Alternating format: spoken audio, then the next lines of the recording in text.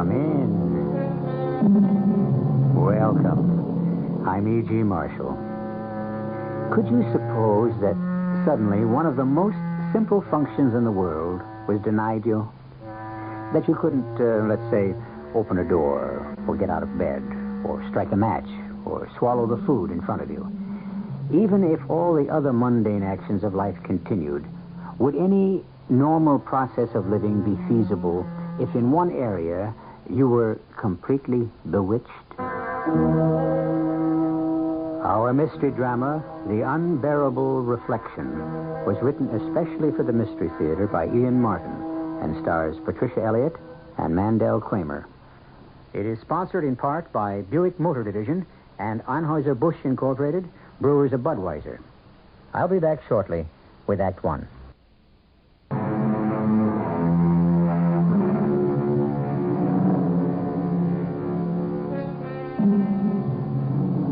We are a nation that looks for idols to worship.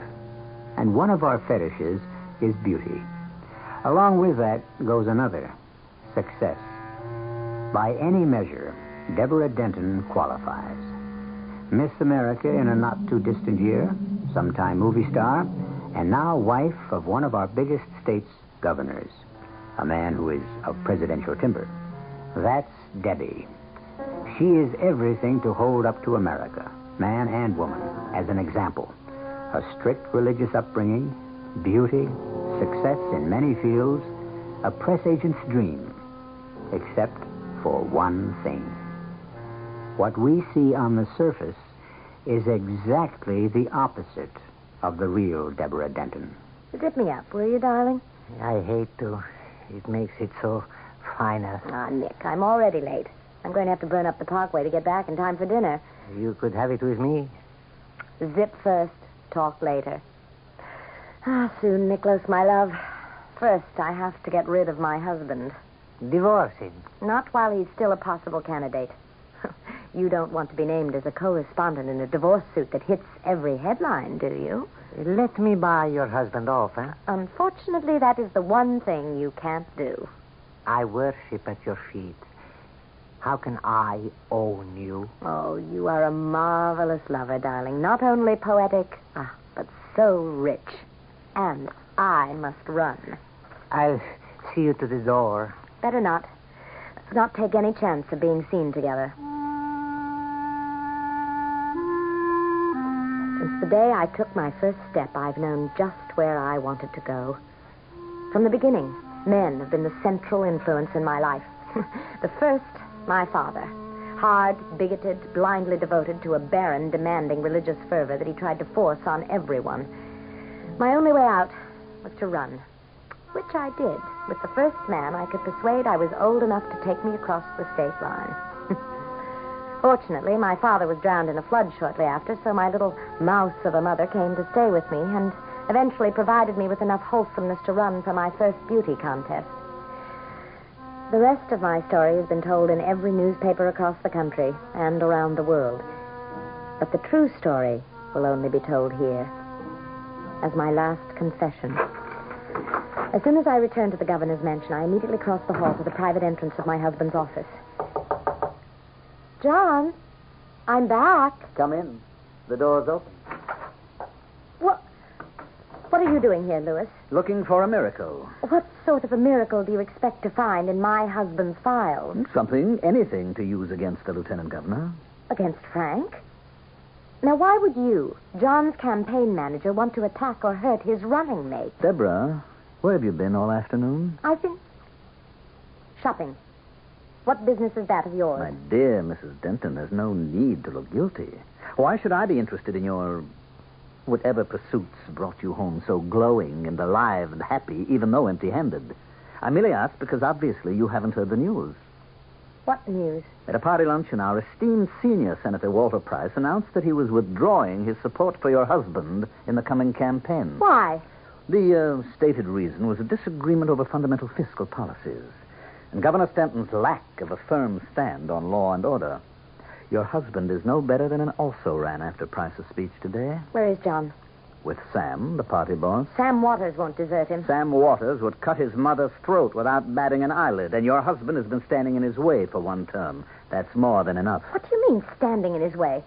John has been a wonderful governor, and everyone knows that this is only a stepping stone To the presidency? That was your dream, wasn't it? I don't intend to discuss that with you. What do you mean about John standing in Sam Waters' way? Patronage, my dear lady, the name of the political game. There's been precious little of it since John took over the State House. Because my husband happens to prize his honesty. We've hitched our wagon to the wrong star. We'd both better begin to break out the parachutes and start looking for a nice soft landing. Oh, so you're going to run out on John? No.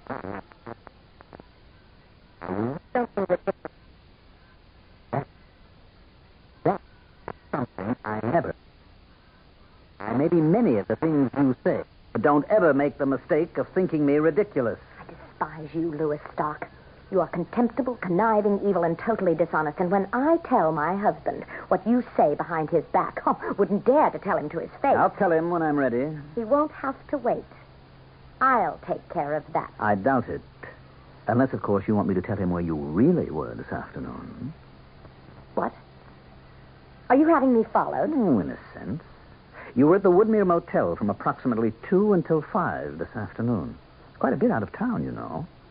You joined Mr. Joseph Martin in his private bungalow. Of course, we both know that that name is only a cover. His real name... That is enough. What are you trying to find out? Nothing yet. Patience is the one virtue I lay claim to. That sounds like the governor now. I guess you better leave us alone to put our heads together and see what we can pull out of the fire. I went up to my room, seething.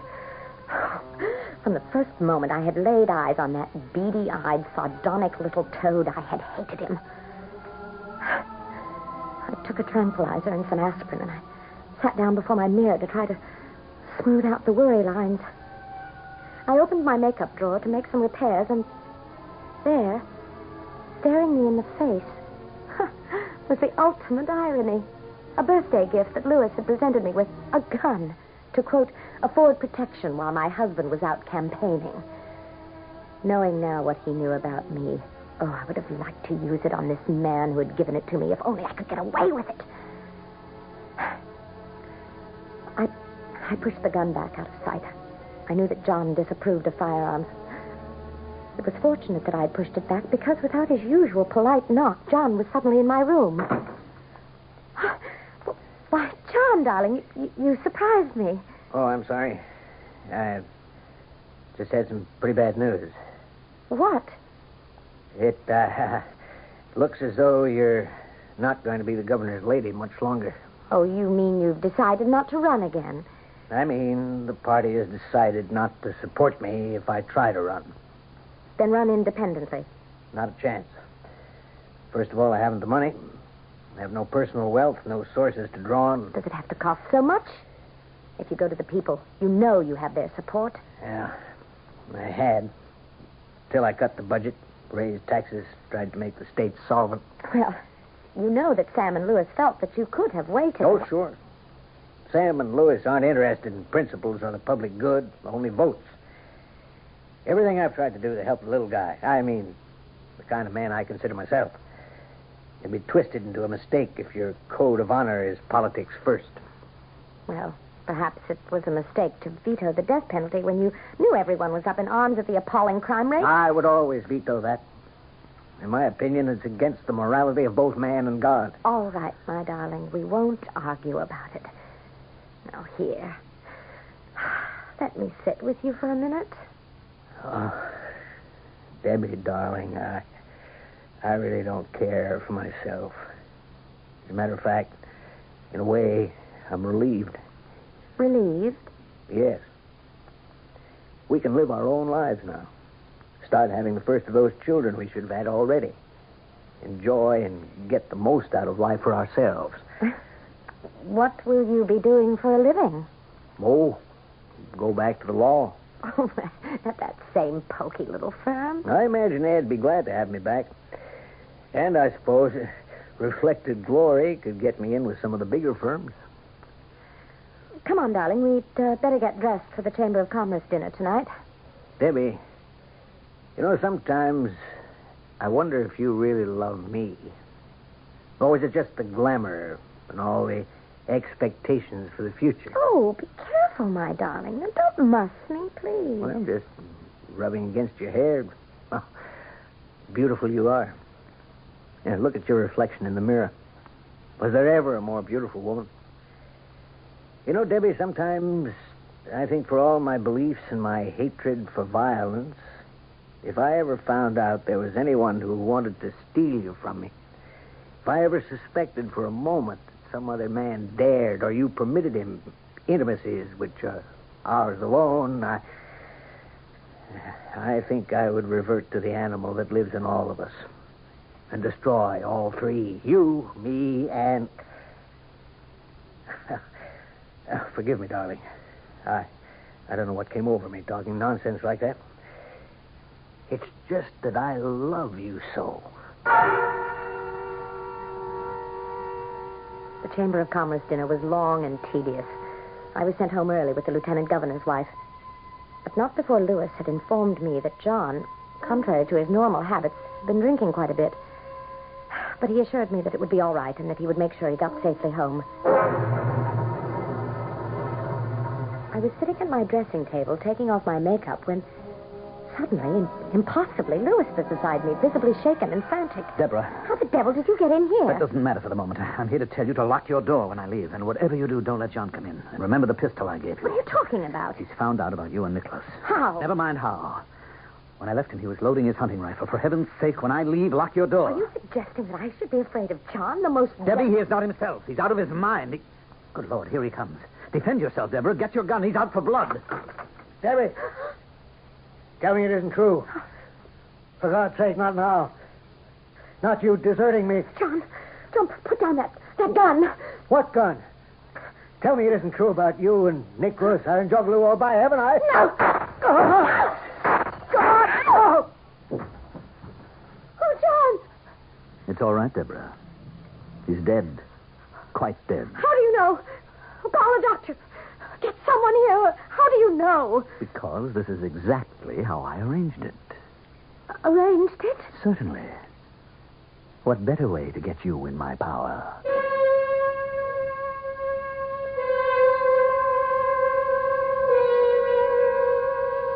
Do you feel there's something strangely out of kilter in this sudden event?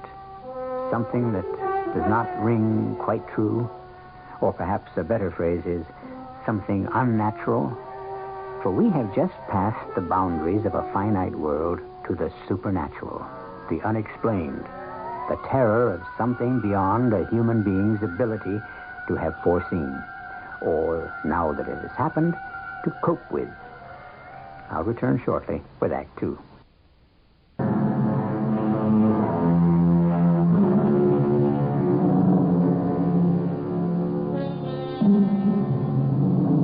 Very, very seldom in life has Deborah Denton committed an act not motivated by her own volition. But on this one of very few times, she has done what would have seemed impossible to her. She has lost her head completely and committed homicide. Not only that, but in front of a witness. The last witness in the world she would have wanted to be there. Instinct tells her that she is caught in a trap.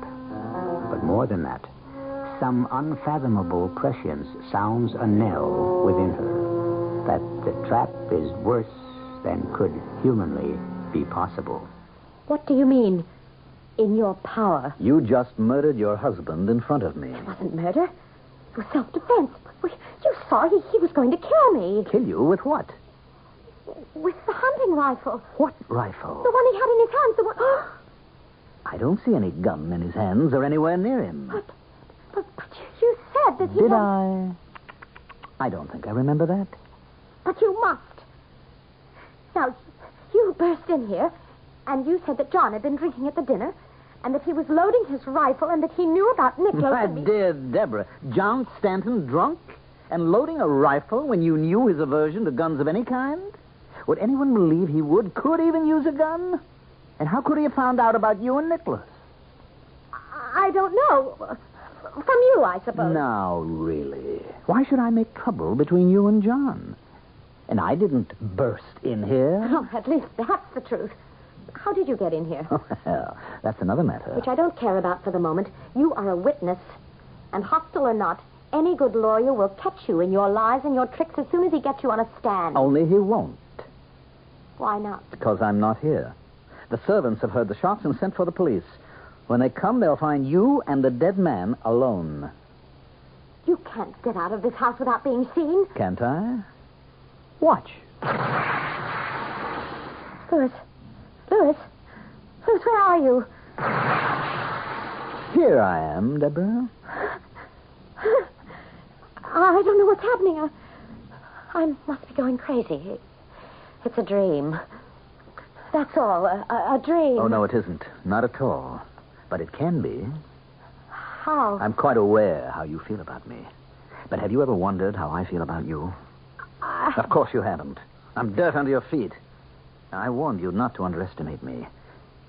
Now, I might be able to help you if... Who are you? You're inhuman. I think perhaps that's a fair statement. It was really amusing when you first saw me in your room that you should have chosen to say, "What the devil are you doing here?" Is that who you are? Satan himself? Oh, no, my dear. Nothing quite so grandiose. Just a minor demon, a faithful henchman of the anti-faith. Oh, it has to be a dream. There can be no changing the fact that John is dead. That's a fait accompli. But the manner of his death, the place where it happened, and the time can be arranged to suit our convenience, or rather yours, in such a way that you will appear to have had nothing to do with it. And in return, I sign a paper in blood selling you my soul. Oh, now, really, Deborah? Surely you don't subscribe to that old-fashioned medieval nonsense? This is the 20th century. Why would I want your soul? I don't know. I mean, isn't that what is always required when you... Traffic with the devil? I wouldn't know. I told you I'm only minor league. Besides, your soul is committed to hell already, my dear. Then what do you ask in exchange? Your body, my beautiful one. Your soul has no interest for me. You must be mad. All right. We'll play it your way. We'll pretend this farce is real. Now, what could you do about John? Set the clock back. John did have a couple of drinks. He left the hotel alone in his car. On the way home, he lost control and smashed into a wall. The car was totaled, and he was instantly killed. And me? You were already at home. You were having a long talk with the housekeeper when it happened about getting a new maid. How could you know that? I put the idea in your head. Why? For reasons of my own, which you will discover later. You can arrange all this. In exchange for you. No. I was afraid of that. You are loathsome and disgusting to me. I don't need your help, and I can get through this by myself. I wouldn't put it past you. It'd be hard to find a jury to convict you, or at least condemn you to death. John does have a rifle. It'll be beside him by the time the police get here. And then you'd better hurry. No. Ha, I might as well be dead or in hell if I belong to you. Very well. I'll make you one last offer. What? If I can't have you yourself, I'll settle for the vicarious. Sell me your reflection. My reflection? That other self who looks back at you from the mirror. All right. Yes. It's almost too late. Quickly. Here, quickly. Sign here. There. And the pact is made.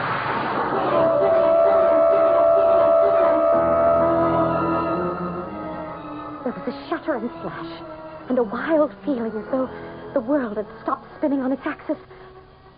I was conscious that the police siren had cut off, as though by a switch being thrown, and that John's body and Louis had disappeared. The last thing I remember in my half-consciousness was the fantastic sight of the glass fragments from the broken vanity mirror which one of my shots had scattered, lifting and gathering in the air and coming together into the mirror again.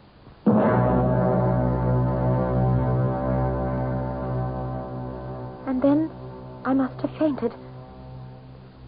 I was awakened by a soft but insisting knocking at my door. Just a minute. Who is it? Elspeth, Mrs. Denton, ma'am. Who? Mr. Louis Stark said you'd be needing me. Louis Stark. Just a moment. I'll unlock the door and let you in. Oh, that won't be necessary. Here, let me help you up. No, don't touch me. Who are you? Why, Mr. Stark told me you and your housekeeper had been discussing your needing a lady's maid, so I came to apply. At this time of night? He said it might be sort of urgent, and that you might be needing someone with my special sort of references. And what are those? You should sit down, ma'am. Here, by your vanity table. Thank you. I am a bit shaky. It's why Mr. Stark thought of me. What are you, a nurse? Nothing like that. Just what I am. Just what you need. Well, if I do, it's not tonight. I don't want you here tonight. Are you sure, ma'am? Of course What do you mean? Look in the mirror, Mrs. Denton. I don't want to look in the mirror. I can imagine after the nightmares I've been having what Look in the mirror. Oh, anything for a little peace. Oh. Now, do you see why you need someone like me around?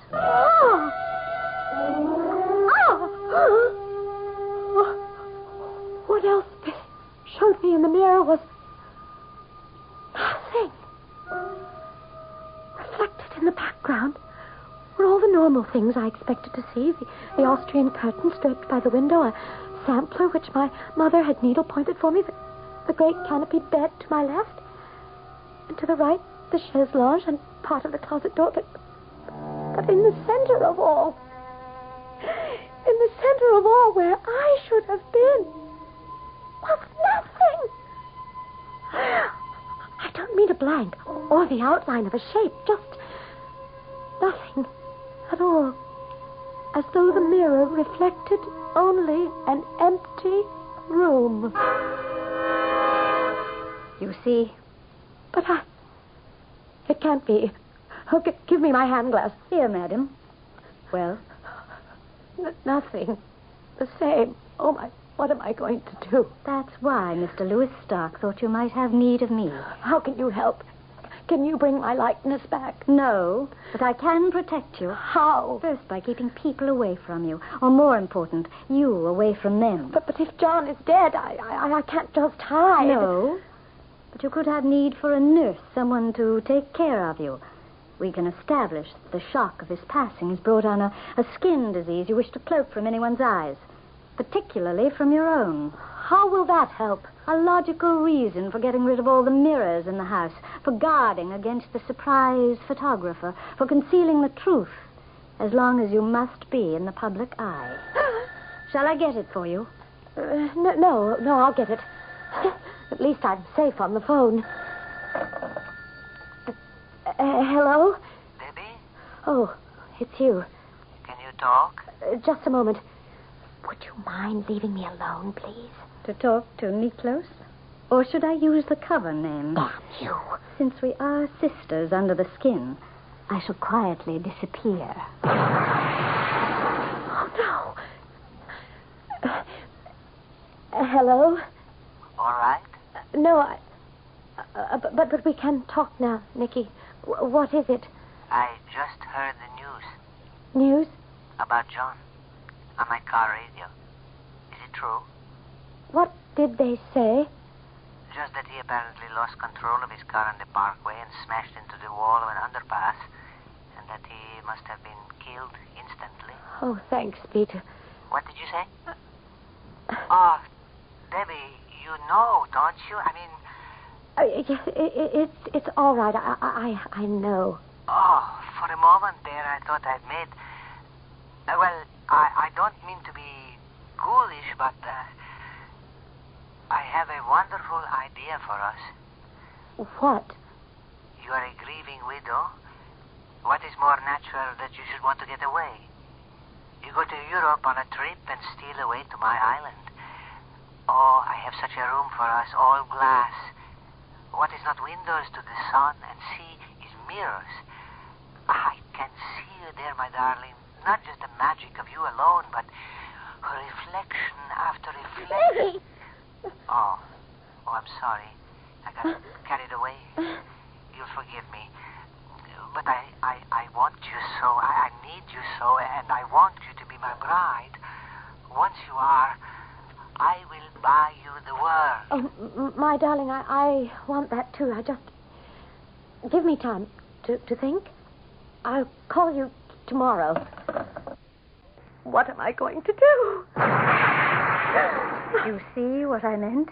Especially if... What? Especially if you have a lover or wish to take another husband.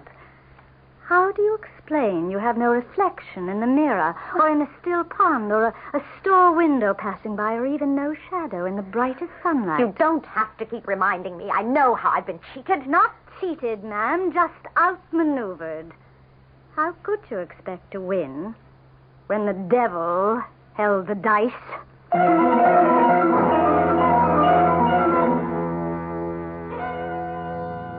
All that Deborah Denton schemed to gain, wealth beyond imagining as Niklos Sarandjuglo's wife seems now denied her.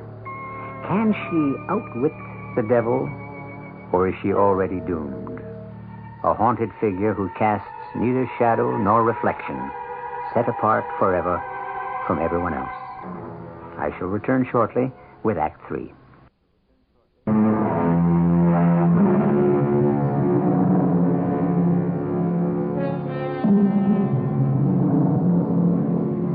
The next 3 days were the most difficult of Deborah Denton's life.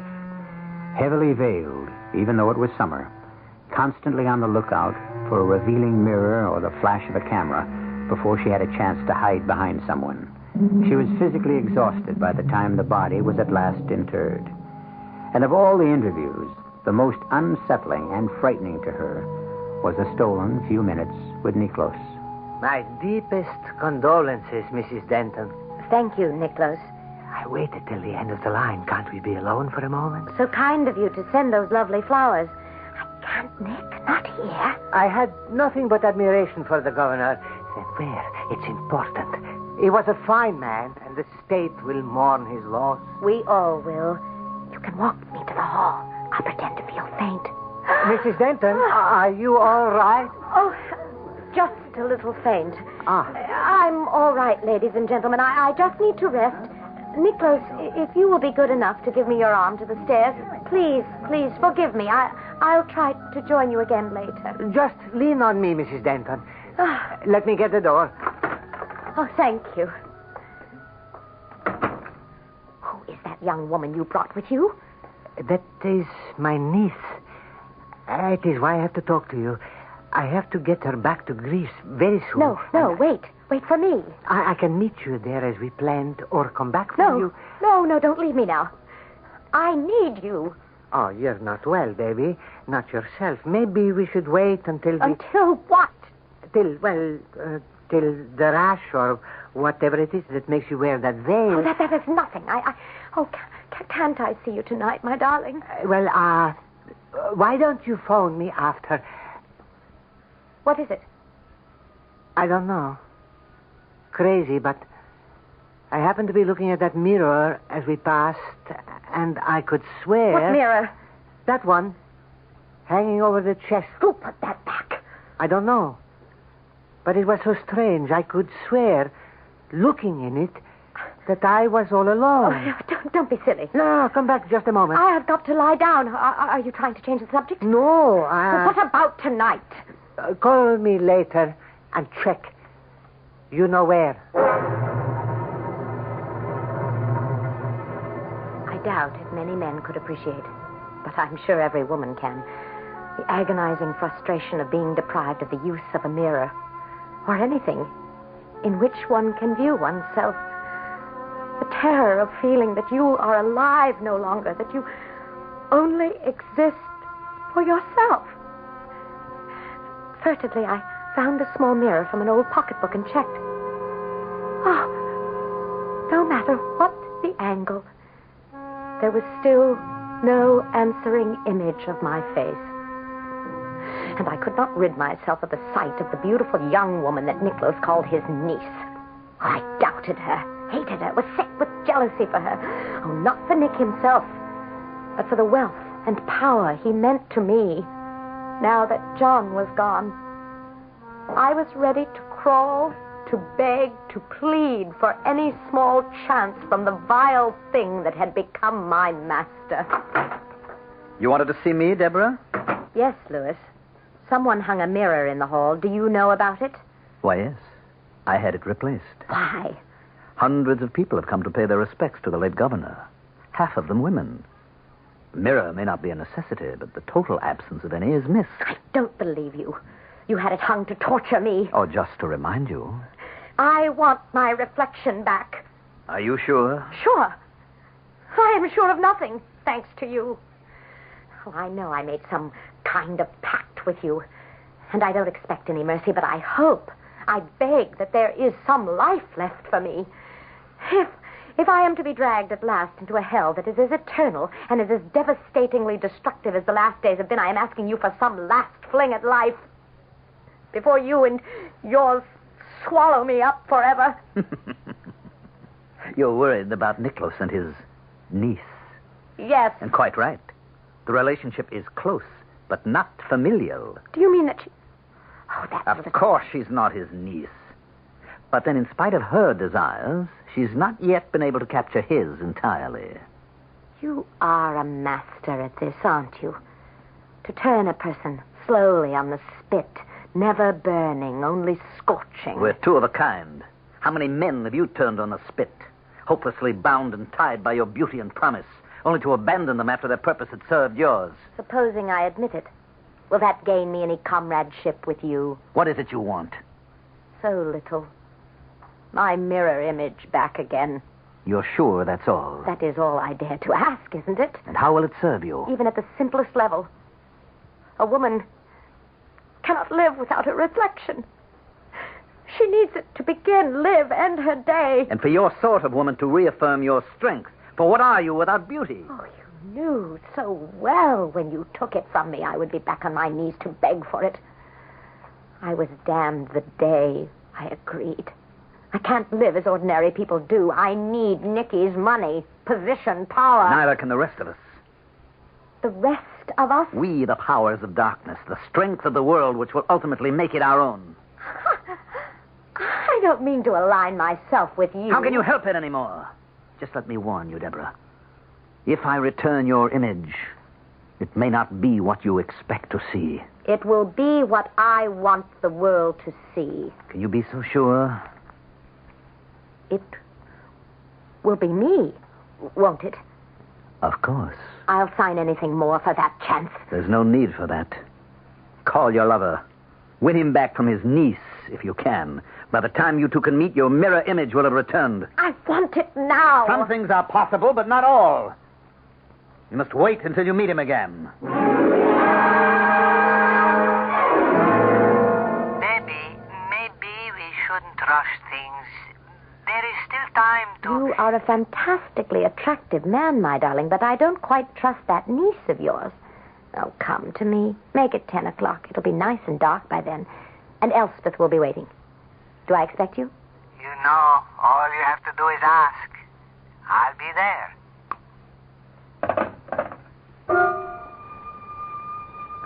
I hung up the phone and sat for a long time thinking. I couldn't rest. So I called Elspeth and made arrangements for Nicholas to be admitted to the house. If you're sure you want me to, Mrs. What Denton. are you talking about, Elspeth? I told you I did. Why wouldn't I want you to? Well, I'm sure it's none of my business, but if I were you, I might talk it over with Mr. Stark. Why? Oh, he's the only one who could answer that, ma'am. Something about that long-set, grim face troubled me. I realized suddenly that it was the almost imperceptibly twisted, evil smile breaking the tight line of her mouth. I could feel my heart drop like a stone into a dark and bottomless pit. And suddenly, Louis Stark, whoever or whatever he was standing before me. Louis. It's 9 o'clock. I thought you should have time to think things over. What are you doing here? Oh, don't worry. I shall be gone long before your lover appears. If you're sure you want him to. Why don't you leave me alone? Haven't you done enough to me? This time I thought I would do a kindness. You wanted your reflection back.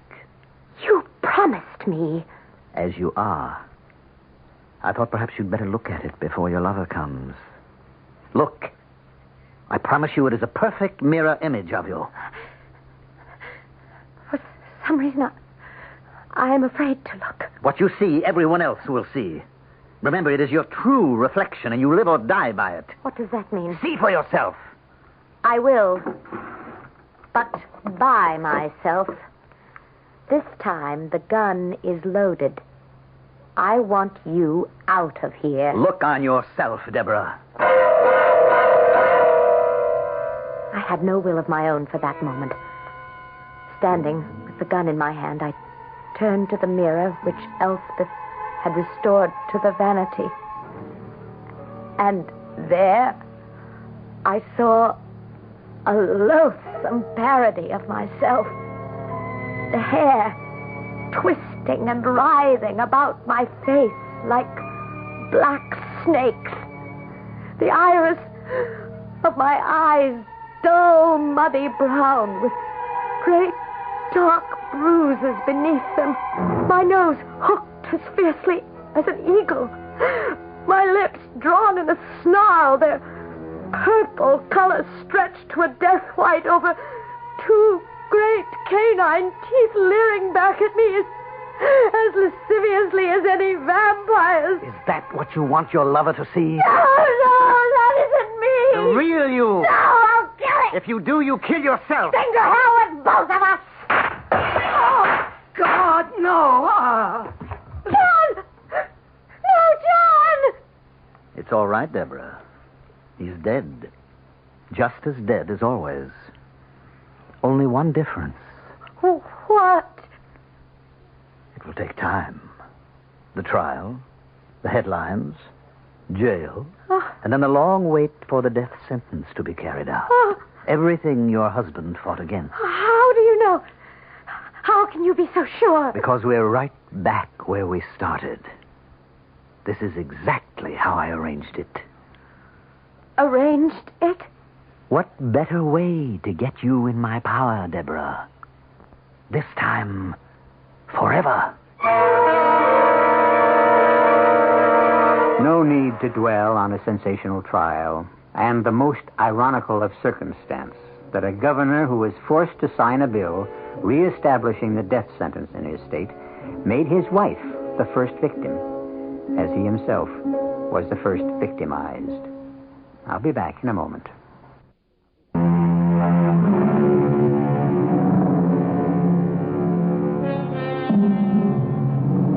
The most damaging witness at the trial of Mrs. Denton, wife of the former governor, was Louis Stark, who reluctantly but devastatingly, under questioning, sealed her death warrant. The audience was sorry for this seemingly sympathetic and unhappy man. But then, as Elizabeth Barrett Browning said, the devil's most devilish when respectable.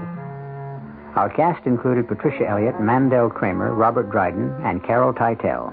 The entire production was under the direction of Hyman Brown. Radio Mystery Theater was sponsored in part by Anheuser-Busch Incorporated, Brewers of Budweiser, and Buick Motor Division. This is E.G. Marshall inviting you to return to our Mystery Theater for another adventure in the macabre.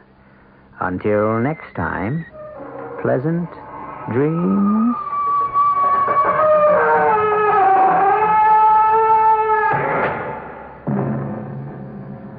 Tonight's WOR Mystery Theater was also brought to you in part by ShopRite Supermarkets, where you get a lot more for a little less. The preceding program was furnished by CBS Radio.